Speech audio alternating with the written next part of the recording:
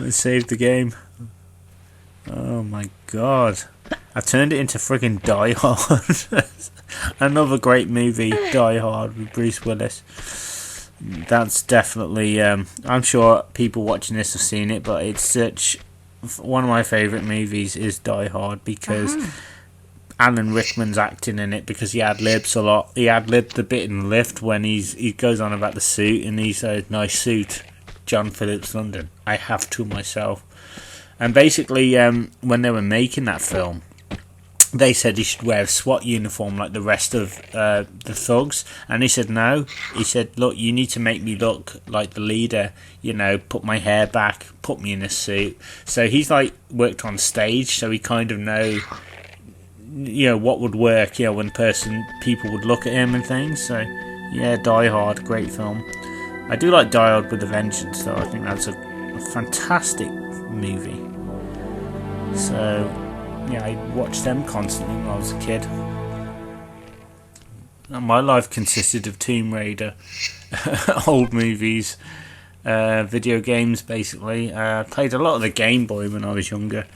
We didn't get a SNES till like much later, so I got the Game Boy in when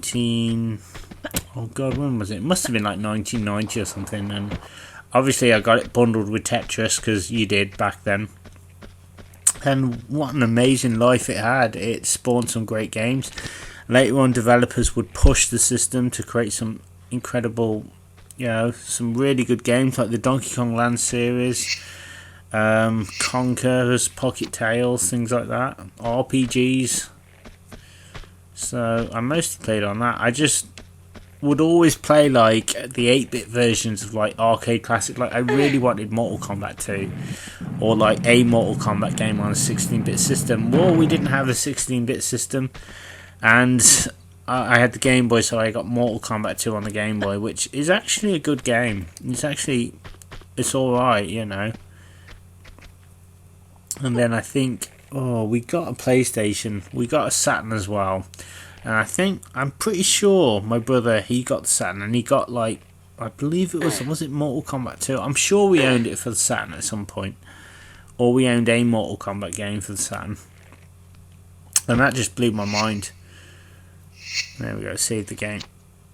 Right, so now, check it out. We are in the main opera house now. This is where the magic happens, ladies and gentlemen. And also where a lot more of Marco Bartoli's men are going to jump out and try and shoot me. There's loads of these buggers. They just pop up out of nowhere. You don't really get a moment's respite here as well. I swear to God, they put more in here than I remember. If you go over here, I love how the darkness hits you straight away, and then you've got the dogs, and you don't see them immediately. Because you've got the darkness in the way, so we'll get rid of the dogs. And there's like 2 little compartments here where you need a puzzle piece, I think. One's for the lift, and I think one's for the circuit breaker. I think there's a circuit board and a circuit breaker, I'm not sure, it's very confusing. But again, as a kid, I had so much trouble with this level. I would not know where I was going.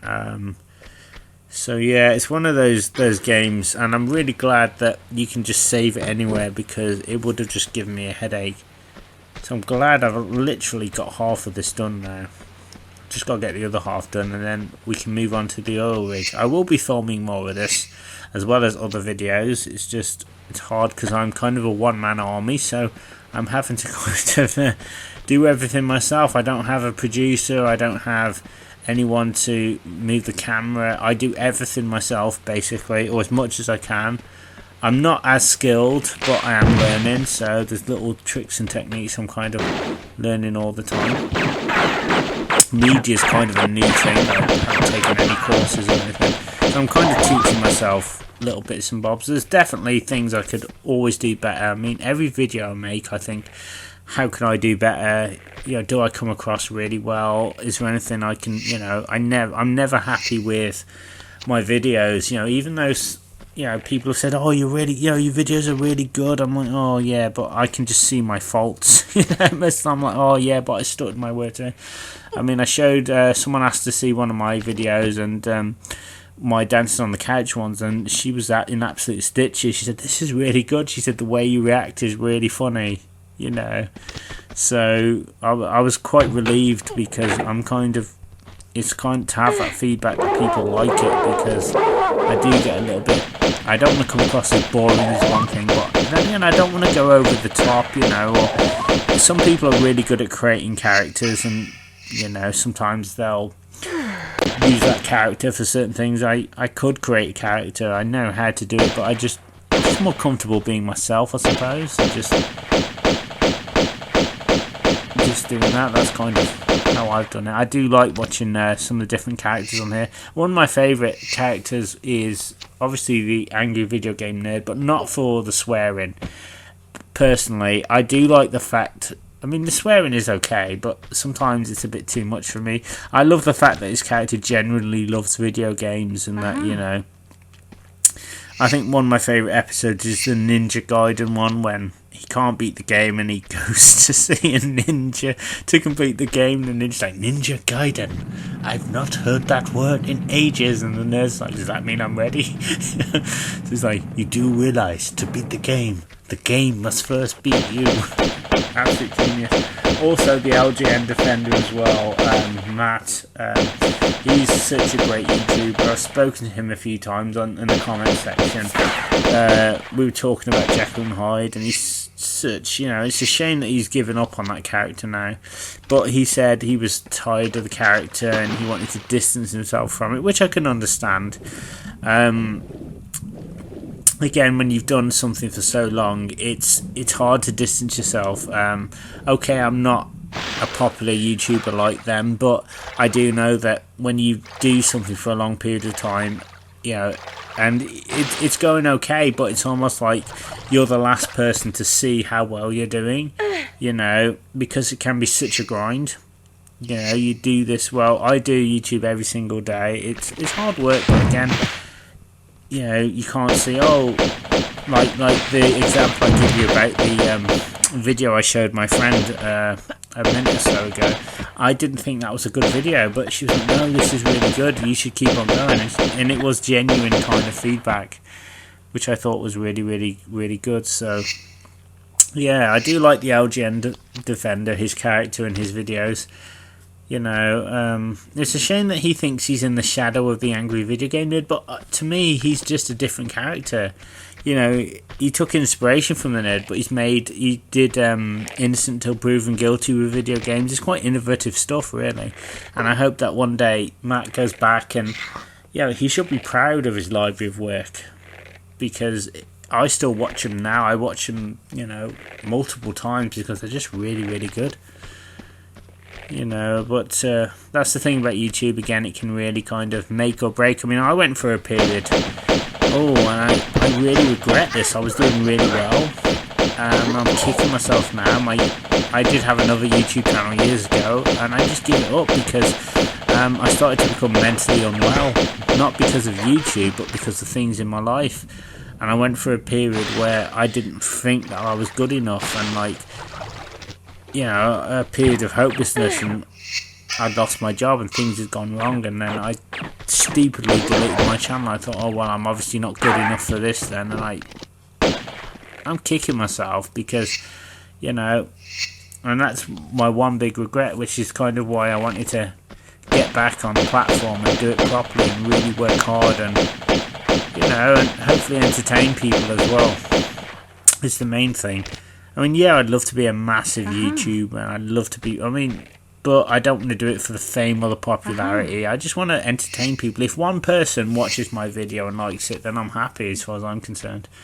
You know, that's the main thing. You know, if I'm just talking to one man and his dog, then that's okay. You know, because at least I'm engaging with somebody. You know, and the thing also about doing YouTube is it can really help with social skills, because I'm quite a shy person, believe it or not. You know, I get very socially awkward when I'm in large crowds of people.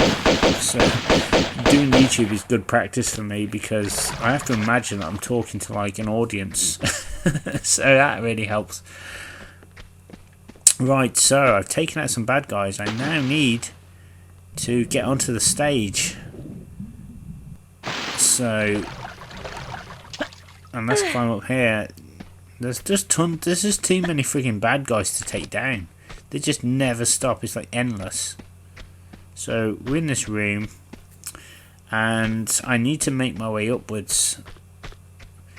I need to get up to get down, as George Michael said in Fast Love. Gotta get up to get down. I need to get up, and I need to activate a sandbag to break through the trapdoor, the stage, to get under the stage to get the component that we need. It's madness. But, you know, as I said, hindsight's a wonderful thing. Actually, when you break it down, this level's really, really well made. It's a bit complicated. As I said, if you don't know what to do, this level can really kind of be so confusing. Let's save it here. Have to do like a very precise jump so I can grab onto the edge, but it's in this game you've kind of got to jump a little bit earlier than you would do normally to make a normal jump. So we'll try that again. Come on, jump. There we are, and then we go to the left.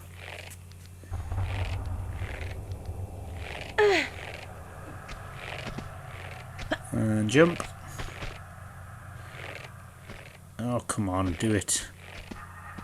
Do it. Do it like Arnold Schwarzenegger. I tell you what I loved when I was a kid. ITV would always show Arnold Schwarzenegger films. There would be like an Arnold Schwarzenegger season, and they'd have double bills. And Predator, it feels like, was on every Saturday night. I swear, it just feels like it was on every week. I know we watched it constantly when I was a kid. There'd be that, The Running Man, Raw Deal, Red Heat, which is another great Schwarzenegger film.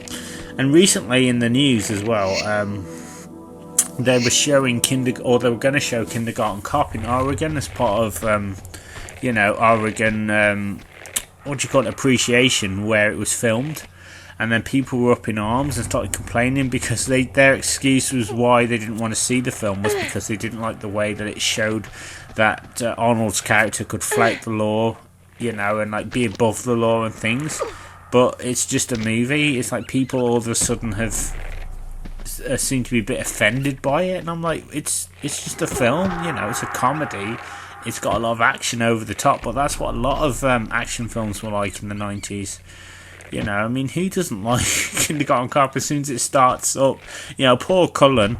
All Cullen Crisp wanted to do was get a manicure, and you got John Kimball in his face saying how he's going to arrest him, and like he's like, "You're mine now." And I think one of the best lines in that film, he said, Cullen Crisp was like, said, if it wasn't for me, he said he'd still be eating takeout in that dump you live in. He says, my wife left because of the money, yours because you just couldn't take it anymore. Oh, I love it. Kindergarten Cop, great movie. But then again, ITV would drop the ball with that film. They would show it at like 1 o'clock in the afternoon on Sunday on ITV2, and they'd cut all the best bits out. And I'm like, I get that people think that it's a kids movie, but anyway, my point is, it's just a movie. It's like a lot of things now. They've taken Little Britain off Netflix. They've taken League of Gentlemen off Netflix as well, I've noticed, because they don't want to offend anyone, but it's just comedy, Anyway, so yeah, it's just like, oh dear, I don't know what's going on with the world. Right, let's hit this switch here. This should release the sandbag or open the trapdoor. I think it's opened the trapdoor actually, or it does something. I get confused because there's loads of sandbags on this level.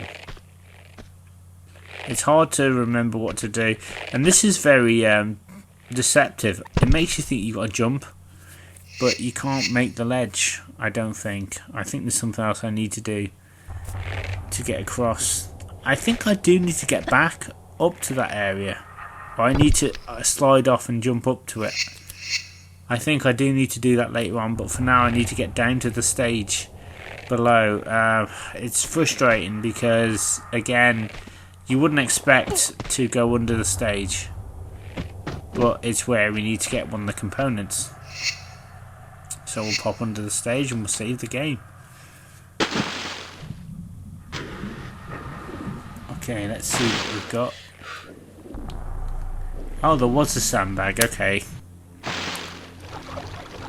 So a sandbag broke the trapdoor, which allowed me to get in. Nice. I just wasn't sure. Right, and we'll pop under the water, and there should be... There it is. There's one of the items that we need. I think that's to get the power back on or something. And there's the ladder, or one of the ladders we need. I think this is the level with the fans. With the sharp blades, where you've got to jump to them. Is it? Oh, it might be the oil rig. I don't know. If this is the one with the fans, then my god, it's going to be a hell of a long level. Because that bit I remember taking me ages. Funnily enough, I do remember like thinking, and I think this game in some ways, although it's sort of different and a little bit more open, it is slightly easier than the first Tomb Raider. Even some of the levels later on aren't too cryptic. There are a few, obviously, super jumps that Lara has to do, but I do remember like just coping really well with some of them. You know, they're not as difficult as they seem to be, so it's a lot more, I think, user friendly. I think the hardest game out of the lot, again, I keep harping on about it, is Tomb Raider 3. I think that game's way too hard. I personally, as a kid, I wanted to love it. I still want to love it because it's got so many great things about it. You know, the fact that you can collect save crystals. Well, in the PlayStation version, you can choose to kind of collect, and as long as you've got enough save crystals, you can save wherever you want, pretty much. But you have to use a lot of strategy. The level locations are really cool. The storyline is awesome. But yeah, the levels are just way too long, and it expects too much of the player, I think. I remember finishing that game and having a headache, you know, and I haven't managed to finish it since. I've done most of it on my channel, but I just can't stomach it because it was making me ill. Like, I was physically wanting to, without being too gratuitous, I was wanting to throw up because I couldn't work out what to do, and I was getting sick. That's how bad it made me. But a game like sort of Tomb Raider 2 is a lot easier because A, you can save anywhere, and it's not as difficult. I am going to give Tomb Raider 3 another go though, once I've done this. I've got the PC version now, so I can probably work it out. Anyway, we've climbed to the top now, and this is where we need to go, and there's a annoying thug, and he's right over there, and I can't reach him yet. It's like you've got to get to him. I mean, you want to take him out because he will take you out from a distance. He will start to shoot you, so I need to try and defeat him if I can. So I'm going to have to go up a level and move around to try and get to him. Let's see if we can do this. It sucks because, like, in a modern game, I could probably aim and just shoot him out, but like the game says I'm too far away, and you have to be on specifically in a certain distance to shoot him, which I understand, but it's the game's logic. It's like, no, you need to be right by him or as near as you can get to him. Right, this bit is horrible. Right, I'm gonna try and just drop all the way down. I think there he is. He's like right there, and I can't do anything. It's like annoying. So he's up like a couple of levels. So I need to get to him. I need to just climb up and just do my best, I think. Oh, come on. I'll take him out, and then I will save the game and end this set of videos, and then film the rest and rest my voice, I think. Get some lemsip out. Right, I should be able to just angle this and jump up. Right, you bastard. It's Lara. I'll take you out now. Eat lead. There you go, got him. Right, let's get the magnum clips, and that should do it. So there you go, guys. All that's left to say is thank you very much. This has been Lucas Macintosh. Thank you so much for taking the time to check out one of my retro let's play videos. I really appreciate it.